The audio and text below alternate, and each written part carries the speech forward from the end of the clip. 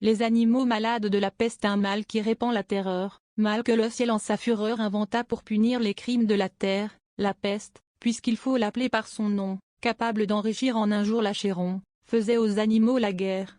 Ils ne mouraient pas tous, mais tous étaient frappés.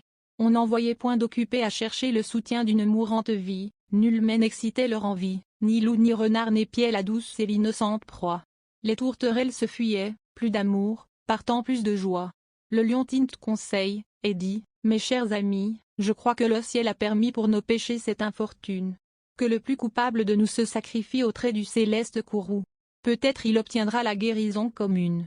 L'histoire nous apprend quand de tels accidents ont fait de pareils dévouements. Ne nous flattons donc point, voyons sans indulgence l'état de notre conscience. Pour moi, satisfaisant mes appétits gloutons, j'ai dévoré force moutons. Que m'avait-il fait? Nulle offense. Même il m'est arrivé quelquefois de manger le berger. Je me dévorais donc, s'il le faut. Mais je pense qu'il est bon que chacun s'accuse ainsi que moi, car on doit souhaiter selon toute justice que le plus coupable périsse. Sire, dit le renard, vous êtes trop bon roi. Vos scrupules font voir trop de délicatesse. Eh bien, mangez mouton, canaille, sotte espèce. Est-ce un péché? Non non. Vous leur fîtes, Seigneur, en les croquant beaucoup d'honneur. Et quant au berger, l'on peut dire qu'il était digne de tout mot, étant de ces gens-là qui sur les animaux se font un chimérique empire. Ainsi dit le renard. Et flatteur d'applaudir. On n'osa trop approfondir du tigre, ni de l'ours, ni des autres puissances, les moins pardonnables offenses. Tous les gens querelleurs, jusqu'au simple matin, au dire de chacun, étaient de petits saints.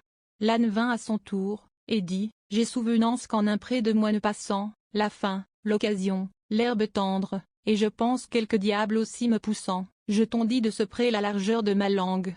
Je n'en avais nul droit, puisqu'il faut parler net. À ces mots, on cria haro sur le baudet. Un loup, quelque peu clair, prouva par sa harangue qu'il fallait dévouer ce maudit animal, ce pelé, ce galeux, d'où venait tout leur mal. Sa peccadille fut jugée incapendable. Manger l'herbe d'autrui. Quel crime abominable! Rien que la mort n'était capable d'expier son forfait, on le lui fit bien voir. Selon que vous serez puissant ou misérable, les jugements de cour vous rendront blanc ou noir. Jean de La Fontaine.